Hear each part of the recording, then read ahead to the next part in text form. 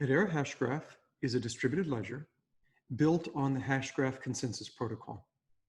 This paper is about that protocol, about how Hashgraph consensus works. The paper is the Hashgraph protocol, efficient asynchronous BFT for high throughput distributed ledgers. And it's by Atul Lux and me, Lehman Baird.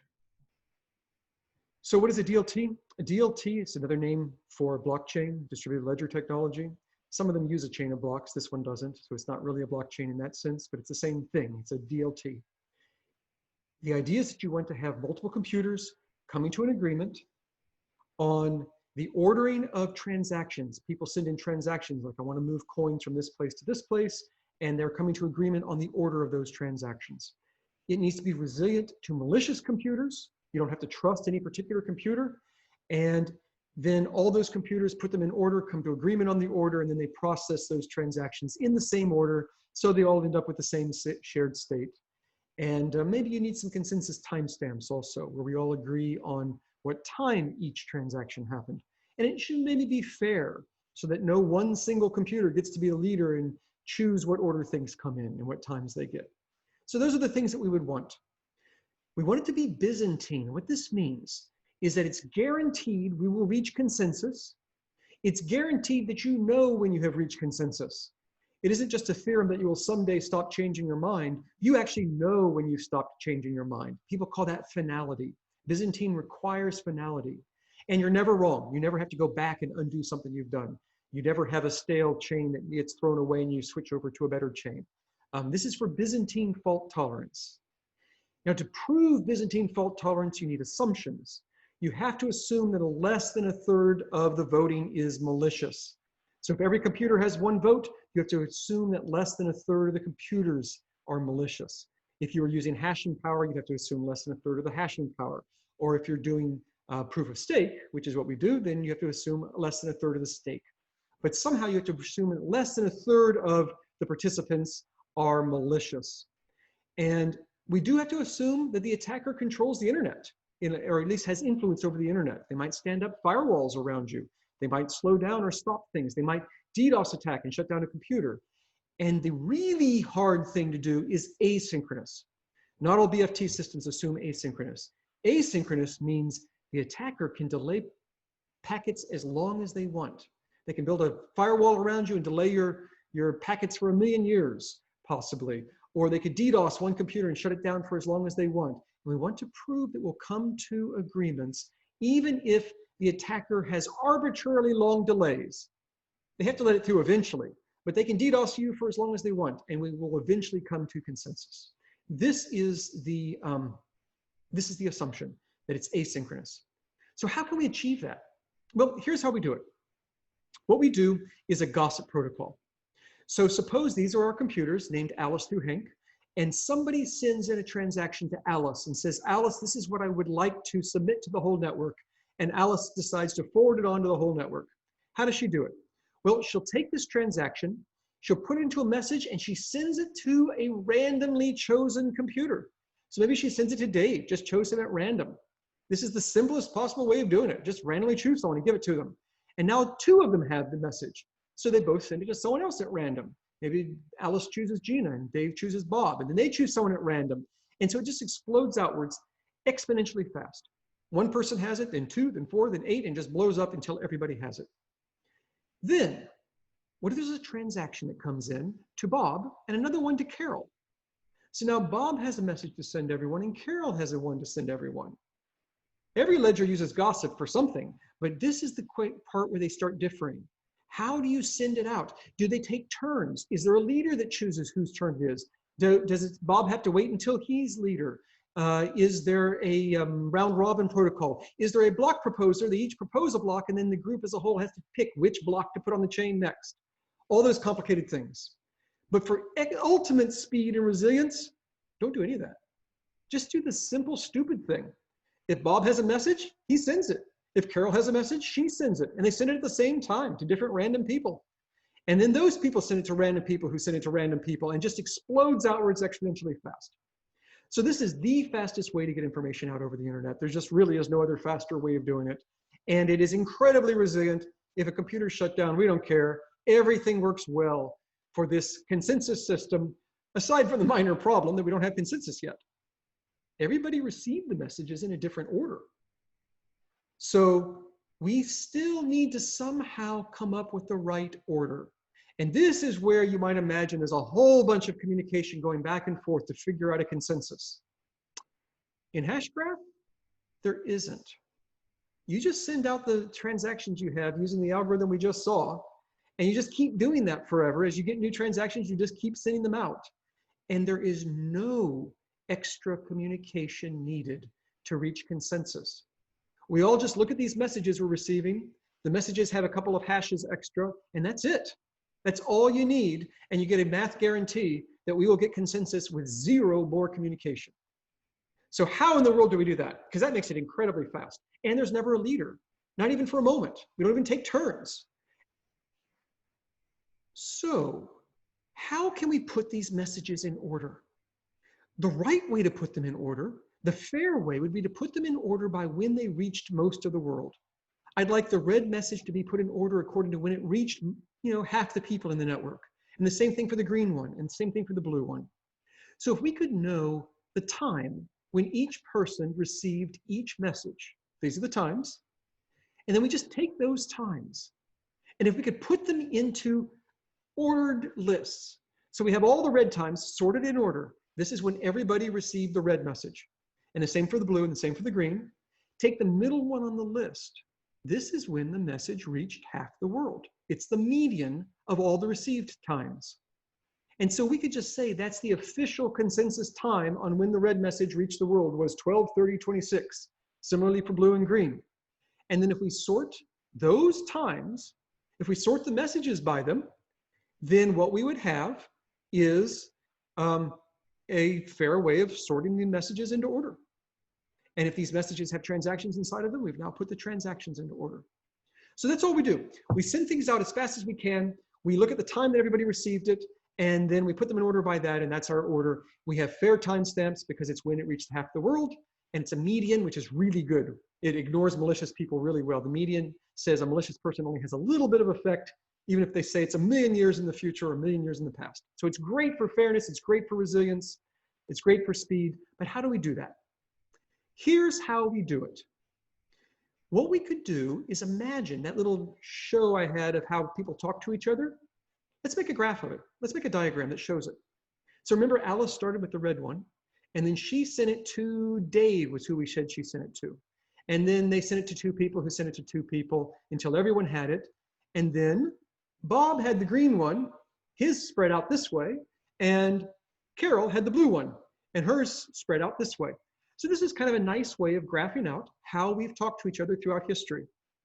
If you had this graph, and if each circle, which represents the event of somebody receiving some stuff, if each circle had a timestamp on it of when they received it, then you could just read it off this graph. You could read off all those times, you could put them in order in your mind, you could find the middle one and put them all in order, and then sort the events, and then that would sort the transactions, and you're done. Basically, if you had this picture, you wouldn't have to talk to anyone about consensus, you would just know the answer. So how do we get this picture? Well, the way to get this picture is, I'm going to skip the fairness slide there, it's really what I've just said. After we've gossiped, I said we were gossiping these messages with transactions, but you know what? We could actually gossip a message that contains 2 hashes. When I send you a message, I also, inside my message, tell you what message was the last one I created and what was the last one I received from somebody else when they came and gave me everything they knew. And so those 2 hash messages we crunched down to just a few bytes. It's a cryptographic hash. And we put those 2 hashes inside this message. But that then ties the whole graph together. So this is weird.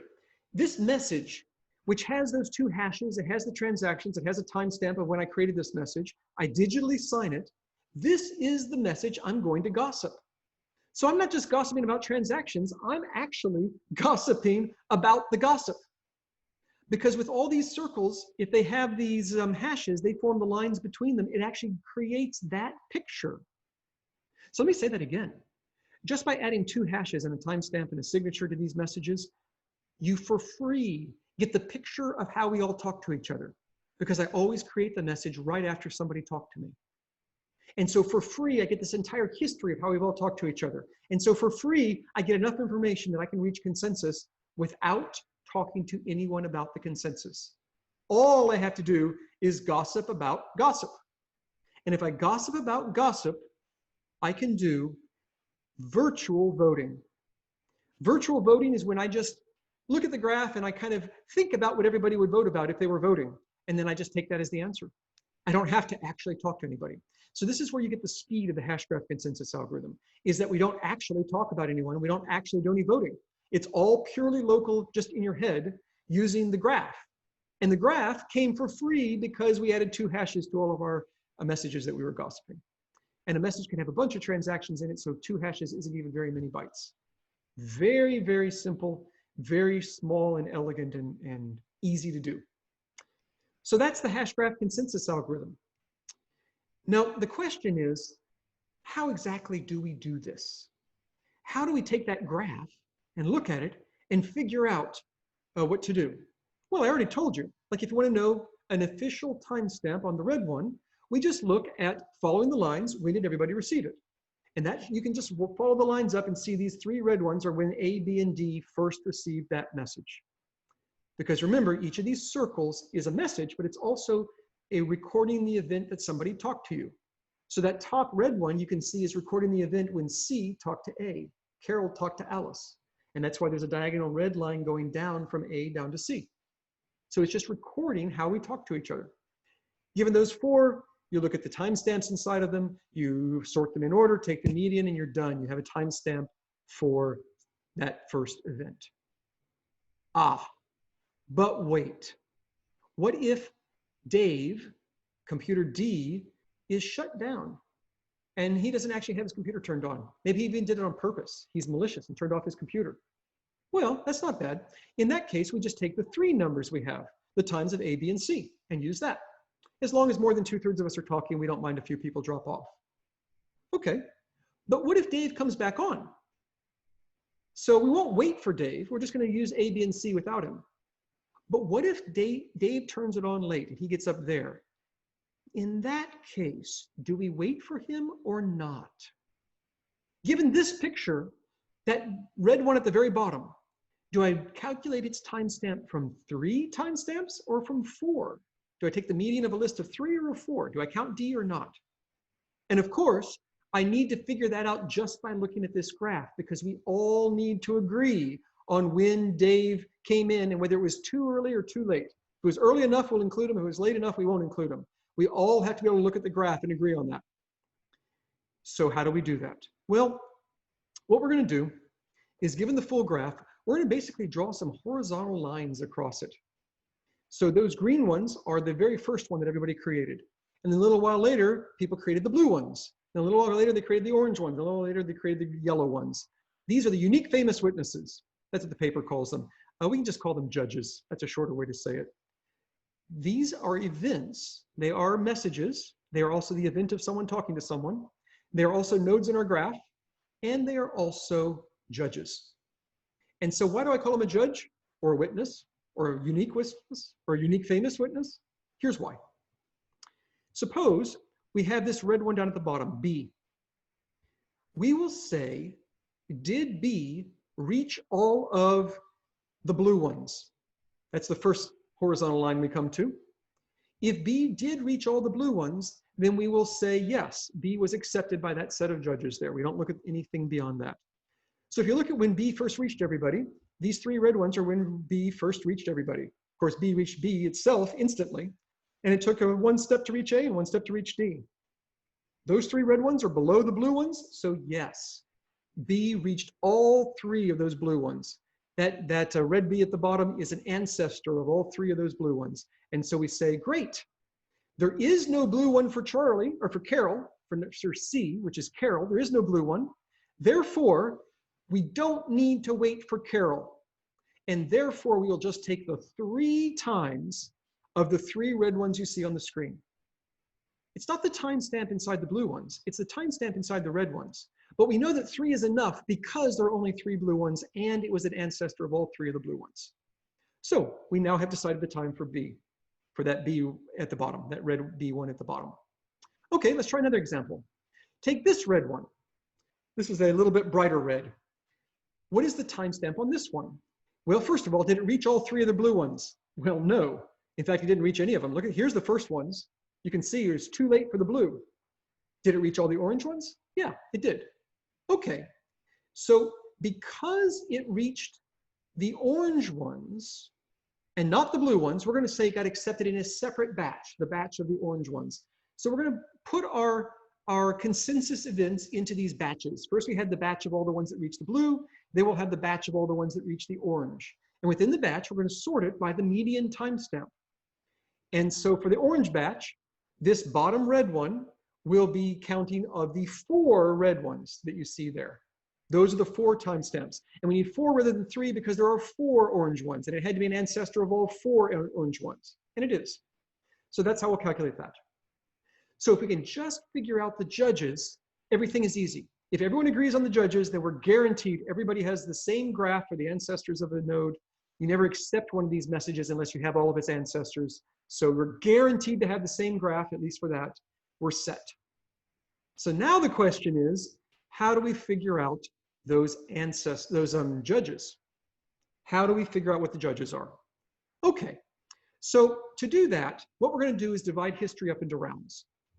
We will divide that history up into these 4 rounds, and we say whenever you create an event in a round, the first event you create in that round is a witness. So you'll notice that all those colored circles are witnesses. They are within their column, the very first one created, the bottom one within their round. Now look at that blue one though, the missing blue one. In the C column, this is Carol in round 2. There's a gray one there, it's not blue. It is a witness. That gray one is a witness because Carol did create the first one in round 2, is that one. But it isn't famous. If you follow the lines going up from that gray one, you'll find that it takes a really long time to reach everybody. It doesn't even reach anybody by the end of round 3. It takes until round 4, the end of round 4, for it to reach everybody. It means that Carol was sort of off on her own, by herself, not really talking to everybody for a really long time after she created that event. And so we're just not going to let it be a judge. The judges are only the famous witnesses. And if you cheated and tried to create 2 witnesses in the same round in the same column, they would be forking, then we will just pick one of the 2. So it'll be a unique famous witness. These are the judges. So how do we divide up into rounds? And then once we've divided up into rounds, how do we decide that one of those that gray one shouldn't be blue and the other one should be blue? In other words, how do we decide whether you're famous? Well, famous is we're going to vote on it. We'll have rounds of voting. It's a very traditional voting algorithm. But then the question is, how do we vote? Because remember, we're not sending any information over the internet. Okay, so we want to know how to break it up into rounds. We want to know how do we capture votes from someone else.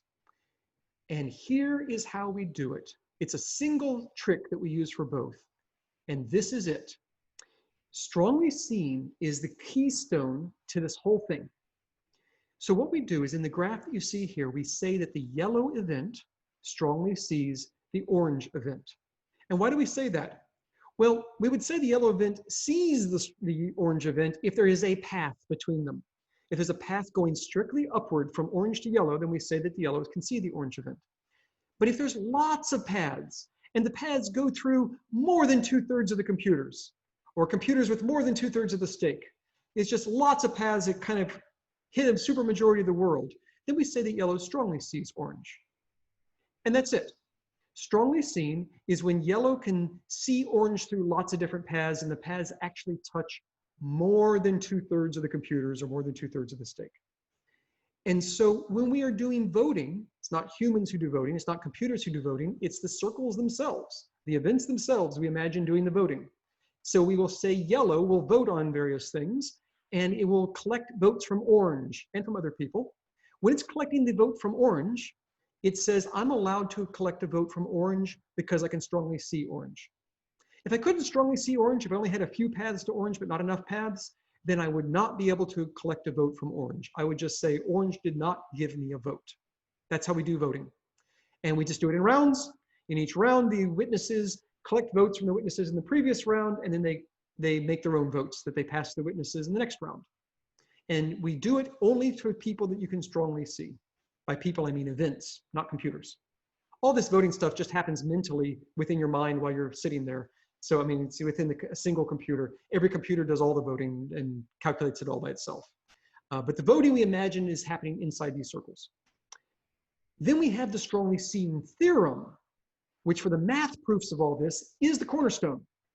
And what we say is, even if that orange node down there, that orange event, were to fork, even if that person, Alice, Bob, Carol, Dave, even if Dave had decided to create 2 events at the same time in the same round, and they're supposed to come in a sequence, but he didn't do it. He made them both be the same sequence number. He forked. It doesn't matter. Because you know what? Just because of the way this all works, if any event, like that yellow one, can strongly see one of the 2 oranges, then no event will ever be able to strongly see the other orange. If anybody can strongly see one of them, then nobody can strongly see the other one. And so if that yellow event collects a vote from one of those 2 oranges, then everybody who collects a vote at all from Dave on that round will be collecting it from the same event, not from the fork. So this is how we deal with forking. This is how you would deal, in traditional voting systems, is how you deal with someone lying and giving different people different votes. This ensures we'll never have that problem. And the reason is, you see through a bunch of people that are, so many people that at least one of them will be honest, and an honest person would stop this from happening. So we win. We're good. Okay, if you strongly see lots of people in the previous round, then you get to be in the next round. So here's 4 different orange ones that are strongly seen by yellow. And if yellow can strongly see all 4 of those orange ones, and if all 4 of those orange ones are in round 100, then the yellow one can be around 101. It goes 1 higher.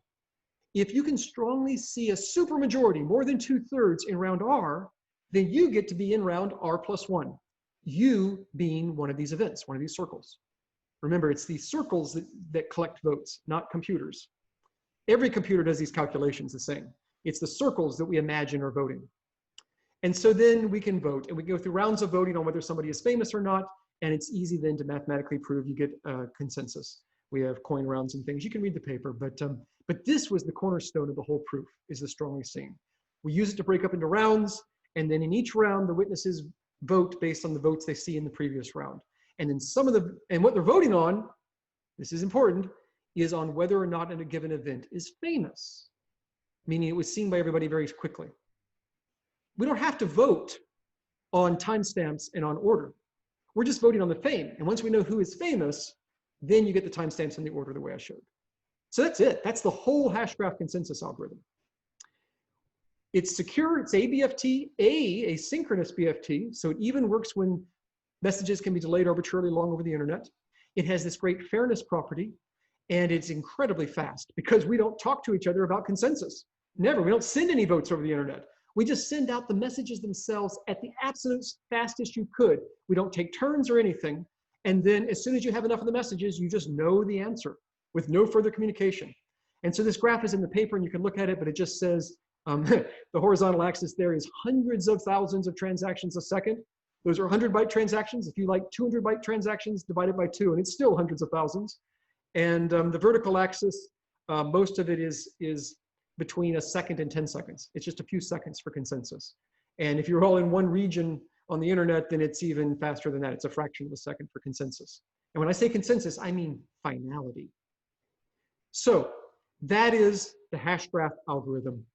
Thank you for watching. Thank you for reading the paper. And I just appreciate any of your interest. And I'd be happy to answer questions on that. So just thank you very much.